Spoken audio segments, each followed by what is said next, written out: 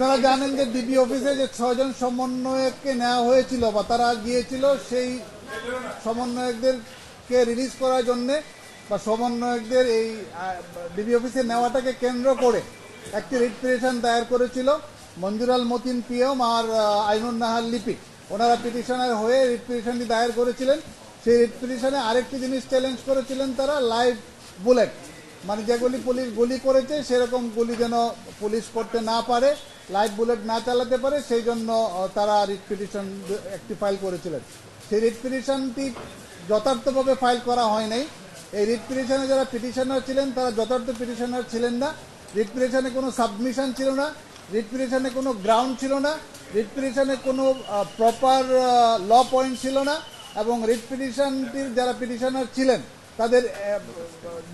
তাদের কোনো লোকাস স্ট্যান্ডি ছিল না।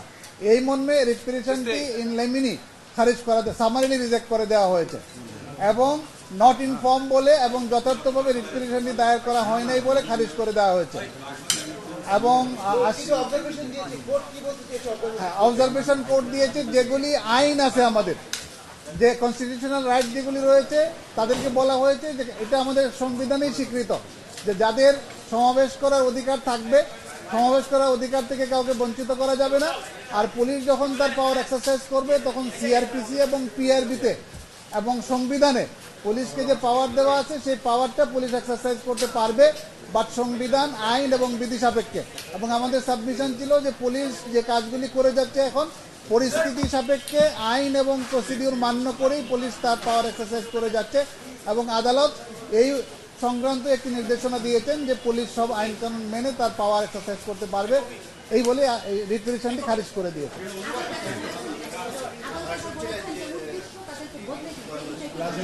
হ্যাঁ, রাজনৈতিক একটি বিষয় এখানে চলে আসছে। আপনারা জানেন যে এই আন্দোলনটি ছিল শুধুমাত্র কোটার আন্দোলন। এই কোটার আন্দোলনটি থেকে এই আন্দোলনটি ছিল অরাজনৈতিক আন্দোলন তাদের ভাষ্য মতে, কিন্তু গতকালকে এই আন্দোলনটি পূর্ণাঙ্গ রাজনৈতিক রূপ লাভ করেছে। এই আন্দোলনটি এখন এক দফার আন্দোলনে যেহেতু রূপান্তরিত হয়েছে, এবং যে 2 জন রিট পিটিশনার তারা গতকালকে ফেসবুকে স্ট্যাটাস দিয়েছেন মাননীয় প্রধানমন্ত্রীকে বাংলা ছাড়ার জন্যে, এবং তারা এক দফার আন্দোলনে কালকে বক্তব্যও রেখেছেন, আপনাদের মিডিয়াতে এগুলো আসছে।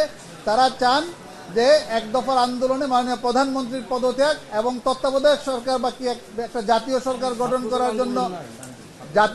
গঠন করার জন্য তারা প্রস্তাব দিয়েছেন। এবং সেই জাতীয় সরকারে একজন পিটিশনার তিনি বক্তব্য রেখেছেন যে তারাই সরকার কিরকম হবে সেটা ফর্ম করে দিবেন।